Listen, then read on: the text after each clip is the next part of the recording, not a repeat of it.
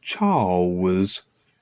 Paul Twitchell once said that the search for the ultimate state of being, especially on this earth, is like the search for Utopia, which is unrealistic and unattainable.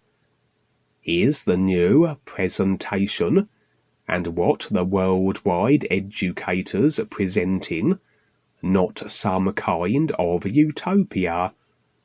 What we're presenting is on the premise that everything is equal. Everything being equal, that is when everyone is doing the same thing and reading the same books and singing the new song. When they do this, then we can dream of doing something real, because everyone is participating, and we can have the desired results, especially in view of the all-natural environment. Do you think we are a little utopic in our dreams and our references? Duane responds, no one's brought up that utopic idea before. As you look out and see the sun shining in the sky, and you look out at everything taking place on the earth, is there a difference? Does that give you a hint to something? Each person is going to have their idea of it.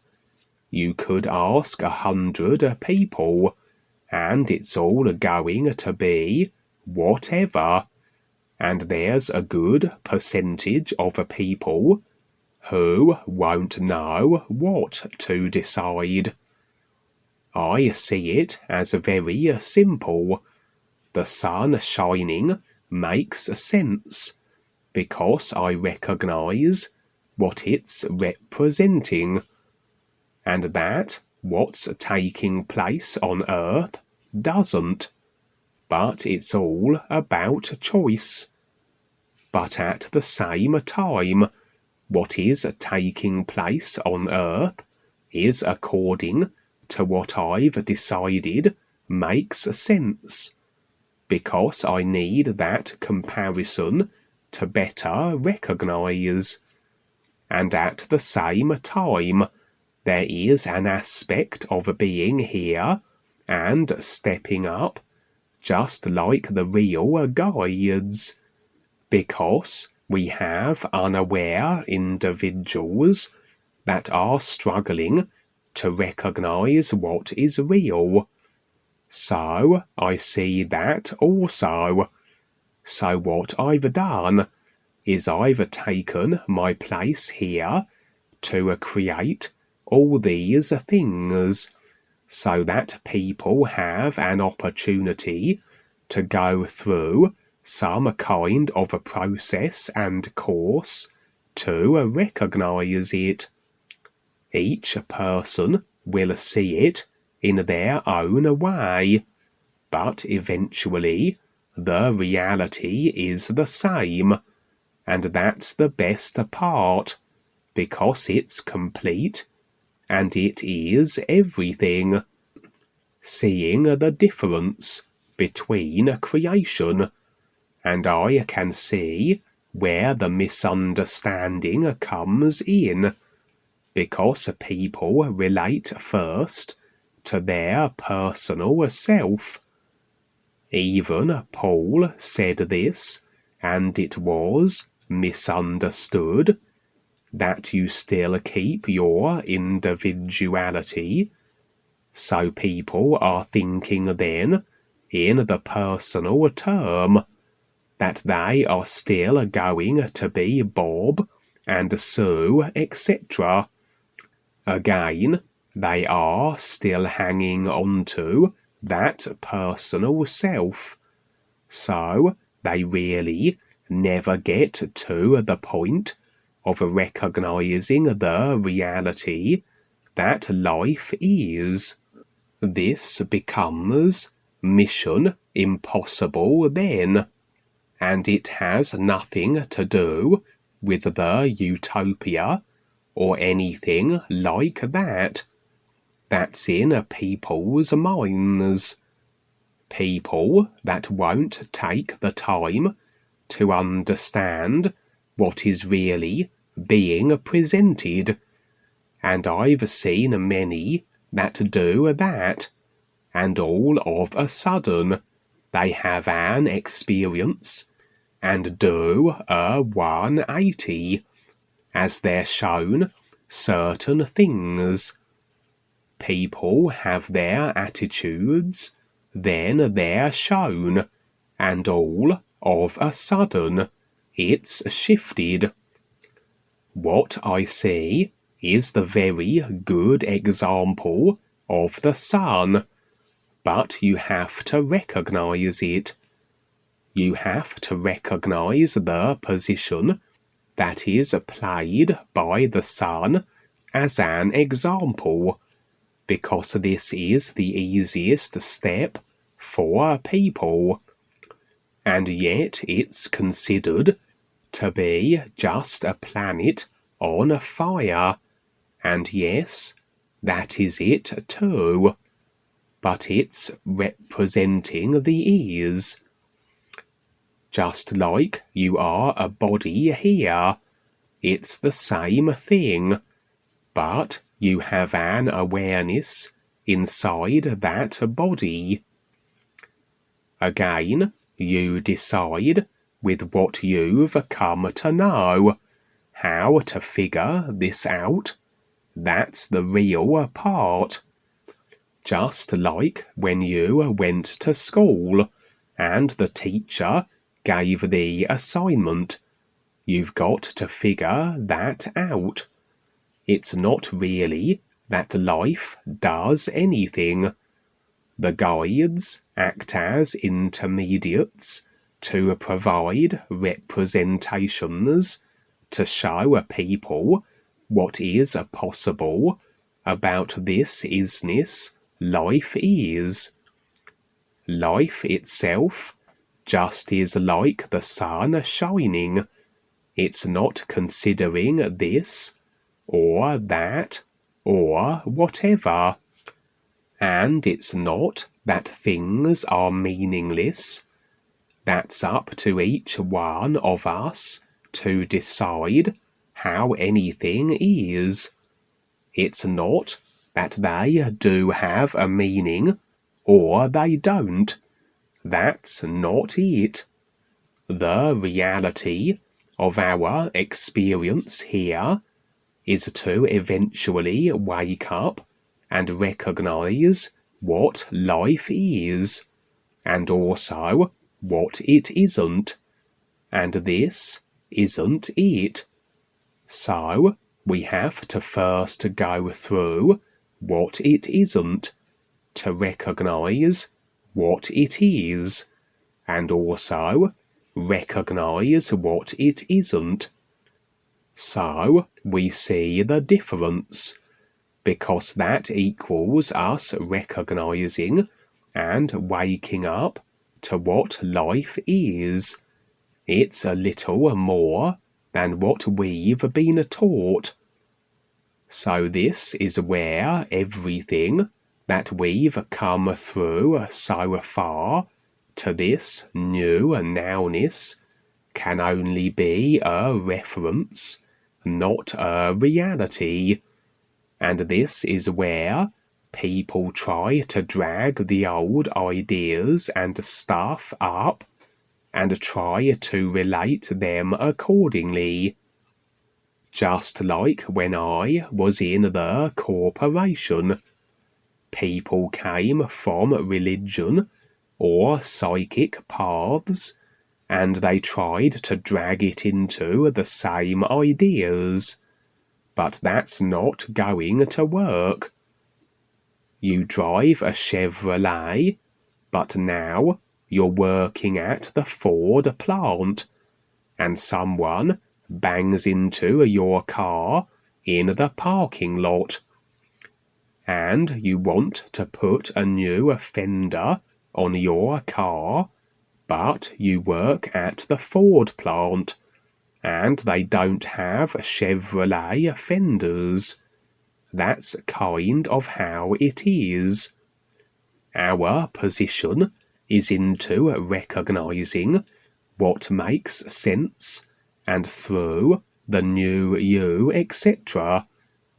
These ideas that people play with are just that, Utopia, etc.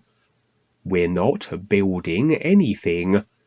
We're creating situations to where it provides something for people to better recognize where they're at while they're here, and eventually recognize and become more aware with their real awareness. It's not building a utopia of any kind. Those are the so-called heavens of man, what I call the designated heavens. Because just like here, how this world has been built basically off the monetary system, people have been persuaded through that to have their labour stolen and to build and support things. Well, the heavens of man are the same. They're lovely places, and people think they've reached their particular position or whatever. Because this is what they've been told here. This is how they've been indoctrinated here, and what we're presenting through the new presentation is that there is real freedom in your real awareness, but you have to recognize that. The difference between the sun shining and what's taking place on the earth, each person decides. But who do you know that will use that comparison for their personal life to start something, to try and figure out something that cannot even be considered, that is so unknown that it doesn't even seem that it can exist? This is the challenge and the journey. Myself, I like it. I'm very grateful going through all the hell and high water that I went through to finally figure this out to some point. But yet it doesn't mean I'm done. It goes on and on. It's an endlessness, and I like to perceive this reality. But firstly, most people have to figure this out themselves, and where they're at here, and deciding. And again, most people will just relate to their personal self.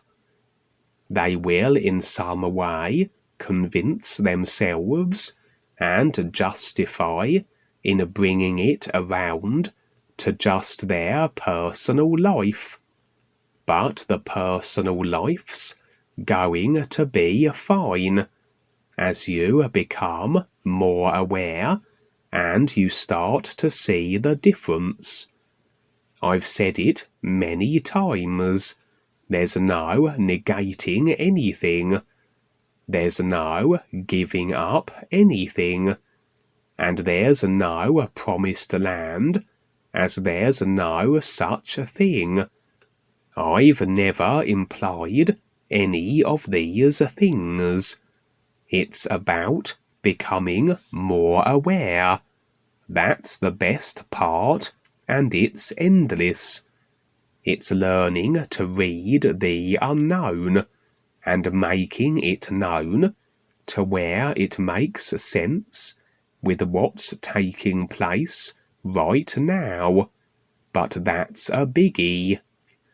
The first step, the fun part, is to recognize what the sun is representing and comparatively, and the value of your personal life.